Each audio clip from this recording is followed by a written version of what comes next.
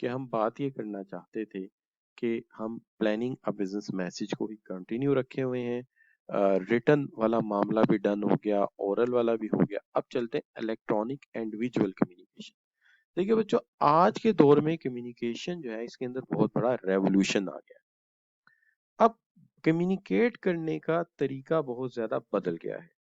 ज्यादातर चीजें जो इलेक्ट्रॉनिक्स पे चली गई हैं। मिसाल के तौर पे बहुत सारी बातें हम ईमेल के जरिए करते हैं, वॉइस मेल बहुत ज्यादा यूज करते हैं। आप ही मुझे व्हाट्सएप पे जब सवाल भेजते हैं तो वॉइस मेल में भेजते हैं, और अक्सर औकात वीडियो कॉन्फ्रेंसिंग वगैरह आ गई है। तो अब ये स्पीडी भी हैं, लो कास्ट भी हैं, तो बिजनेस वर्ल्ड जो है तेजी से इनकी तरफ चला गया। तो अब कम्युनिकेशन का नेचर बहुत बदल गया है। और आप ये जानते हैं, एक प्रोफेशनल चार्टर्ड अकाउंटेंट हो और उसे इसका इल्म ना हो तो ये तो इंतहाई तस्हीक की बात है, इंसल्ट की बात है कि हम टेक्नोलॉजिकली इक्विप्ड नहीं है। तो हमें टेक्नोलॉजी से इक्विप होना होता है फौरी तौर पे। सबसे पहले हम बात करते हैं कि देखिए, एक तरीका कार तो ये है लोगों से बात करने का जिसके अंदर विजुअल एड्स इस्तेमाल की जाती हैं। और जाहिर है आपने अपनी पूरी लाइफ इनको इस्तेमाल करना है, इनको यूज करना है विजुअल एड्स वगैरह को। और चूंकि जाहिर है प्रोफेशनली बहुत सारे सेमिनार अटेंड करने होंगे आपने, आपने अपने सबऑर्डिनेट को इंस्ट्रक्शंस देनी होंगी, तो बहुत सारी विजुअल एड्स आपको इस्तेमाल करनी पड़ेंगी। सवाल ये है कि विजुअल एड्स में ब्लैक बोर्ड, व्हाइट बोर्ड है, हैंड आउट है, फ्लिप चार्ट है, ओवरहेड प्रोजेक्टर्स हैं, स्लाइड्स हैं, फिल्म्स हैं, वीडियोस हैं, ये सारा कुछ इस्तेमाल आपने करना। तो ये इनका फायदा क्या है? देखिए, सबसे पहली बात तो ये कि विजुअल एड जो होती है ना, इनका तासुर यानी असर ज्यादा पड़ता है बनिस्बत कि हम लिख कर बात करें। यानी जो आम तौर पे आप लिख कर या रिटन बातें करते हैं, उसकी निस्बत जो है आपका ज्यादा अच्छा इम्पैक्ट पड़ता है विजुअल एड इस्तेमाल करने से। दूसरी चीज जो आती है वो ये आती है कि विजुअल एड जो है वो आम चीजों की निस्बत ज्यादा देर तक याद रहती हैं, मेमोरेबल रहती हैं, क्लियर होती हैं, वाज़ेह भी होती हैं और याद भी देर तक रहती हैं। और ये भी ज़हन में रहना चाहिए कि 2 फ़ायदे बड़े-बड़े मैंने बताए कि इनका इम्पैक्ट ज़्यादा है, इनका तासुर ज़्यादा है, और ये थोड़े ही वक़्त में चीज़ समझाने में आसानी पैदा करती हैं। ये देर तक याद रहती हैं। लेकिन अगर कोई इन्हें बेवकूफ़ाना तौर पे इस्तेमाल करे, यानी प्रोफ़ेशनल ना हो और वो इनको इस्तेमाल करे और तरीक़ाकार इस्तेमाल सही ना हो, तो ये उतनी ही ज़्यादा तकलीफ़देह हैं। ये दो धारी तलवार हैं और ये उतनी ही मिस इंटरप्रेटेड हो जाएंगी, और नतीजा इसका नुकसान भी हो सकता है। तो हमने जो बातें की हैं उसके अंदर ये है कि ये कहा कि जो विजुअल एड है हेल्पफुल है, इम्पैक्टफुल है, ज्यादा देर तक याद रखी जा सकती हैं, चीज समझाने में बड़ी आसानी पैदा करती हैं। लेकिन अगर मिस यूज की गई तो उतना ही ज्यादा नुकसान भी दे सकती है। लिहाजा हमें जब भी इन्हें इस्तेमाल करना है, हमेशा याद रखिए कि इनकी वेरियस टाइप को इस्तेमाल करते हुए कोशिश करनी चाहिए कि ये क्लियर हो, ये आसान हो, सहल हो, और इन्हें बनाने और इस्तेमाल करने का तरीक़ाकार हमें आता हो। तो चलिए शुरू करते हैं। सबसे पहले तो बात ये करते हैं कि इसमें कौन-कौन सी चीज़ें शामिल हैं। सबसे पहली चीज़ है व्हाइट बोर्ड और ब्लैक बोर्ड। पहले ज़माने में ब्लैक बोर्ड ज़्यादा थे, अब व्हाइट बोर्ड ज़्यादा है। इनकी आसानी ये है कि जितना मर्ज़ी आप लिखें और लिखने के बाद मिटा के दोबारा फिर यूज़ कर लें। लेकिन इनके अंदर एक मसला भी है, एक प्रॉब्लम भी है। बताइए प्रॉब्लम क्या है इन्हें इस्तेमाल करने में? चलिए, what is the problem we face when we using black board and white board? जी शाबाश।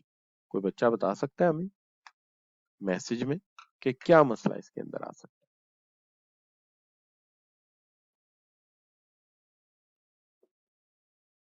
एक तो टाइम कंज्यूमिंग है, इसमें कोई शक की बात नहीं, वक्त बहुत लगता है, टेम्परेरी है।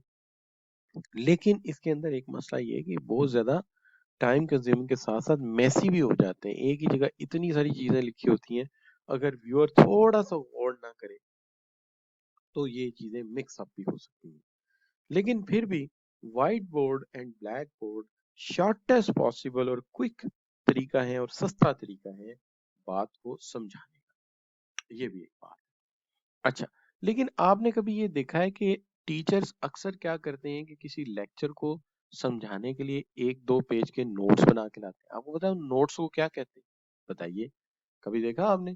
टीचर जो है पढ़ाने के लिए अक्सर नोट्स बना के लाते हैं, जैसे मैं आपको अक्सर एमसीक्यूज जो है वो उसको पेज आपको भेज देता हूँ, है ना?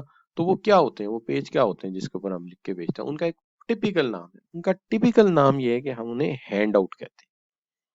इन हैंडआउट्स के अंदर हमने एमसीक्यूज रखे होते हैं, नोट्स रखे होते हैं, बाज़ औक़ात डायग्राम्स भी बनाई होती हैं, ताकि आप इसी जगह बात को समझें, फौरी तौर पे अंडरस्टैंड करें और मसले को सिंपली सॉल्व कर लें, ठीक है ना? तो ये इसका फ़ायदा ये होता है कि स्टूडेंट को साथ ही नोट्स दस्तयाब हो जाते हैं किसी भी चीज़ के। जैसे आपने देखा होगा यहाँ पे तो ये है ना कि हमें बुक पे आईकैप ने थोड़ा पाबंद किया हुआ, तो हम बुक लाज़मी पढ़ रहे हैं आईकैप की। लेकिन आगे जब आप कैफ 2 और कैफ 4 में आएँगे इंशाअल्लाह, तो आप देखेंगे कि मैं आपको अपने पूरे हैंडआउट की एक किताब दे दूँगा। यानी पूरी बुक में हैंडआउट ही है कि पहले लेक्चर में क्या पढ़ाना है, दूसरे में क्या पढ़ाना है, तो उसके हैंडआउट्स को हम एक बुक की शक्ल दे देते हैं। बहरहाल एनीवे, अब एक तरीका और भी होता है कि प्रेजेंटेशन में एक सस्ता और आसान तरीका ये है कि एक बड़ा सा नोट पैड लें और उसको 3 लेग जो स्टैंड है उस पे लगा दें और उसके ऊपर क्या लगे हुए हैं, उसके ऊपर लगे हुए हैं पेपर। उन पेपर्स पे लिखें और अक्सर ट्रेनिंग रूम्स में ये लाजमी पड़ा होता है। ट्रेनिंग रूम्स में ये लाजमी पड़ा होता है। तो ये कोई इतनी हाईटेक चीज नहीं है। लिखा समझाया और जब पढ़ लिया, तो अगर कागज रेफरेंस के लिए चाहिए तो रखें, वरना जब प्रेजेंटेशन मुकम्मल हो जाए कागज को भी फाड़ के फेंक दीजिए, उसकी भी जरूरत नहीं रहेगी। तो इसमें ना तो कुछ मिटाना है ना कुछ और करना है। तो इसको हम कहते हैं कि ये क्या है, ये एक 3 लेग स्टैंड के ऊपर जो एसएल है उसके ऊपर लगा के आप जो है वो एक नोट पैड लगा देते हैं, तो एक बड़ा नोट पैड होता है। तो इसको हम कहते हैं हाईटेक। मैं एक जगह पढ़ाने जाता था, इदारे का नाम हम लम्स में एक जगह मैं लेक्चर देने गया था।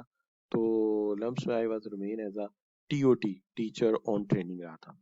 तो वहाँ पे जो है पढ़ाने का जो तरीका होता था वो ये होता था कि एक कागज होता था, वो ऊपर रोल उसका लिपेटा होता था सामने, बड़ा रोल होता था। तो हम नीचे उसको रिमोट से घुमाते थे, वो नीचे नया कागज आ जाता था और जो पहला होता था लिखा हुआ वो नीचे लिपट जाता था रोलर में। और जब रेफरेंस देना होता था तो रिवर्स चलाते थे तो कल वाला पेज सामने आ जाता था। लो जी, कल हमने ये पढ़ा। तो बड़ी आसानी रहती थी वो। अच्छा बच्चों, एक चीज आ गई जिसको हम कहते हैं क्या शाबाश, ये क्या चीज है, जरा देख के मुझे बताइएगा क्या चीज है ये शाबाश। आपने कभी ये चीज देखी है जी? सीएफई में देखी होगी, है ना? आपके गांव में तो जाहिर है ऐसी चीजें होती ही नहीं है। आपके गांव में तो गायें भैंसे होती हैं बस। क्यों बच्चों, है कि नहीं? अच्छा, नहीं नहीं, आप प्रोफेशनल बच्चे, मैं कब ऐसी बात कह। ये बच्चों ओवरहेड प्रोजेक्टर है और ये कहाँ लगा हुआ है हमारे रूम में? बताओ किस रूम में लगा हुआ था, कोई बता सकता है बच्चों? आपके रूम में यार लगा हुआ था, क्लासरूम में कहाँ लगा हुआ था? शाबाश, कौन सा रूम था? A5 में लगा हुआ था। अच्छा, इसका क्या फायदा है? इसका ये फायदा है कि हम इसके ऊपर आपको चाहे तो मोशन मूवी भी दिखा सकते हैं, कोई कोई अच्छी प्रेजेंटेशन है वो भी दिखा सकते हैं। हम चाहें तो स्लाइड्स भी प्रेजेंट कर सकते हैं और हम इसके ऊपर जो है बहुत सारे इंपॉर्टेंट पॉइंट भी आपके सामने रख सकते हैं, ठीक है? और noted the film and special purpose pen हम इसके ऊपर इस्तेमाल करके आपको उसके ऊपर ब्राइटर लुक भी दे सकते हैं, ठीक है ना बच्चों? तो ये है जिसको हम कहते हैं प्रोजेक्टर। अच्छा, अब ये प्रोजेक्टर जो है इसकी प्रॉब्लम भी है, जाहिर बात है। इसमें प्रॉब्लम जो है वो तो मुझे जो लगती है वो ये लगती है कि इससे पढ़ाने की स्पीड बड़ी फास्ट हुई है।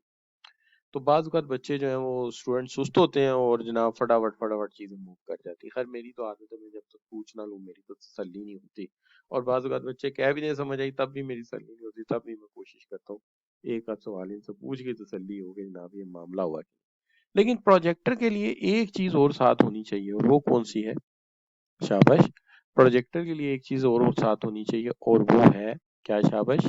Slides, power point.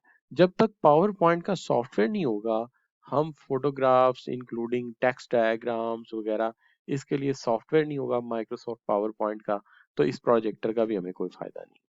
तो हमें इसके लिए एक प्रेजेंटिंग सॉफ्टवेयर की जरूरत पड़ती है और अभी भी जो आप देख रहे हैं आपके सामने जो मैं प्रेजेंट कर रहा हूँ, ये सारे का सारा पावर पॉइंट की मदद से ही डिस्कस हो रहा है। सारे का सारा पावर पॉइंट की मदद से ही डिस्कस हो रहा है, ठीक है ना बात?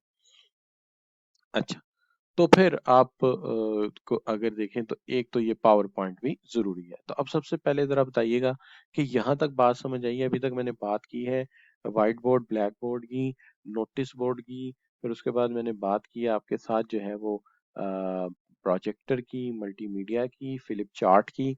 तो ये सारी चीजें तो आपने देखी हुई है ना, ठीक होगी बात।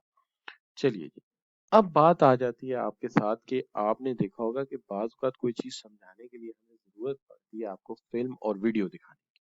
आप कहेंगे सर ये कौन-सी एरिया है जिसमें फ़िल्म और वीडियो आपको हेल्प करती है? तो फ़िल्म और वीडियो हमें बहुत ज़्यादा हेल्प करती है उन लोगों को जो आम तौर पे इंग्लिश लिटरेचर पढ़ रहे हैं या साइकोलॉजी पढ़ रहे हैं। तो यहाँ पे अक्सर ये होता है कि हमें एक नावल पढ़ाना है, अब नावल के अंदर शेक्सपियर का हैमलेट का नावल है, तो जगह-जगह बताना है कि हीरोइन ने ये कपड़े पहने हुए थे, उसका कॉस्ट्यूम ऐसा था, हीरो इस शक्ल का था, उसकी उसकी शर्ट इस तरह की थी।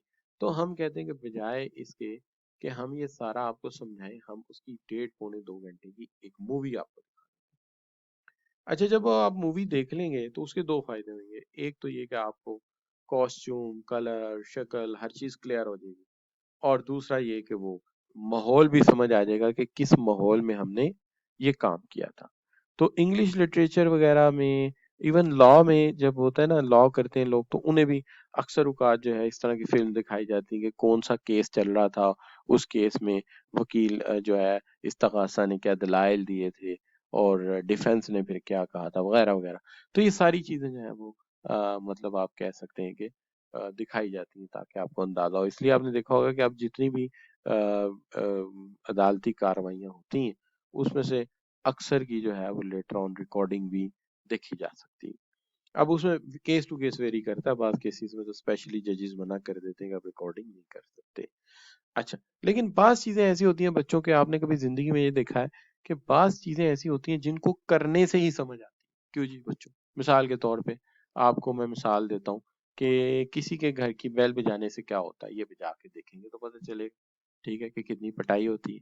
तो बहुत सारी चीज़ें ऐसी होती हैं जो इंसान को करने के बाद ही समझ आती हैं, है ना बच्चों? तो इस तरह की प्रैक्टिकल फील्ड में भी एक एग्जांपल है जिसको हम कहते हैं प्रॉप्स एंड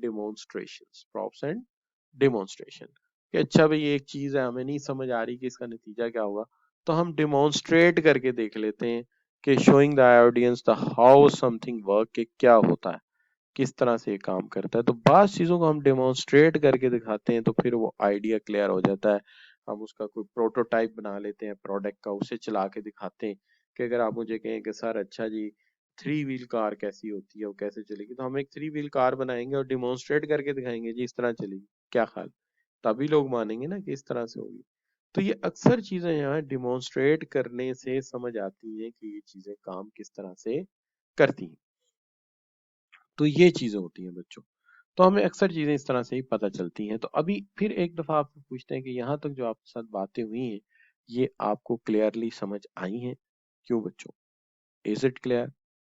तो तमाम बच्चे कहते हैं कि ये हमें बिल्कुल क्लियर समझ आई हैं एंड दैट्स गुड ये बड़ी अच्छी बात है।